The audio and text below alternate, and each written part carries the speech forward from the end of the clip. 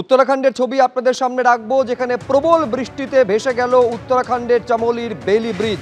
দেখতে পাচ্ছেন সেই ছবি। চামোলির তামাক নালায় প্রবল জলের স্রোত, এখনো খোঁজ নেই বর্ডার রোড অর্গানাইজেশনের গাড়ির এক চালকের।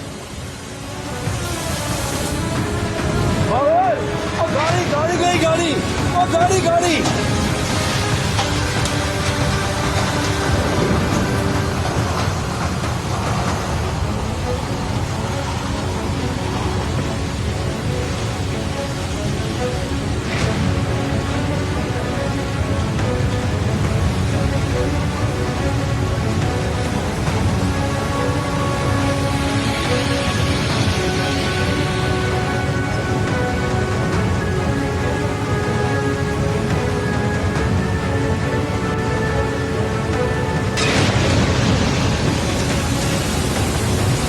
ब्रिज जाएगा, ब्रिज जाएगा, ब्रिज अपने साइड हो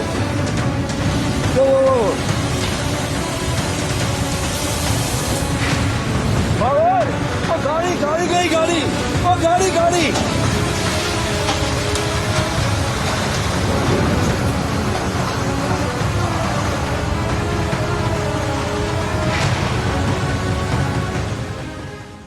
আর এবার ঠনঠনিয়ার ছবি আপনাদের সামনে রেখেছি। গতকাল রাতে ভারী বৃষ্টির পর আজ সকাল পর্যন্ত জলমগ্ন ছিল এই এলাকা।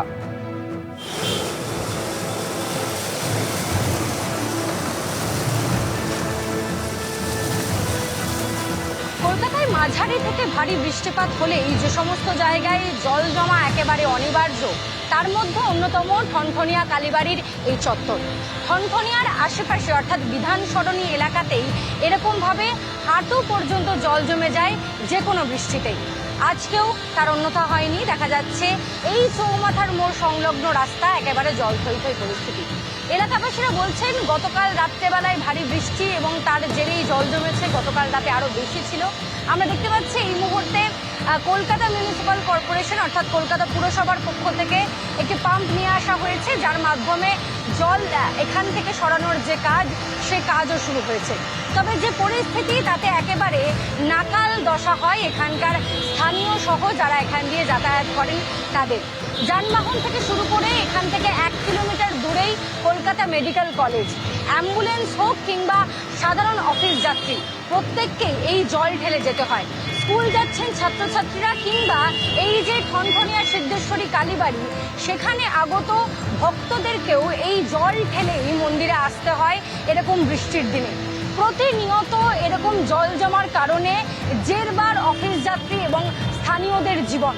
তারা বলছেন যে প্রত্যেক বৃষ্টিতে এই একই ছবি, যে কোনো সময় বৃষ্টি পড়লেই ঠনঠনিয়া চত্বরে ঠিক এতটাই জল জমে যায়। কোনো রকম ব্যবস্থা আগের থেকে নেওয়া হয় না।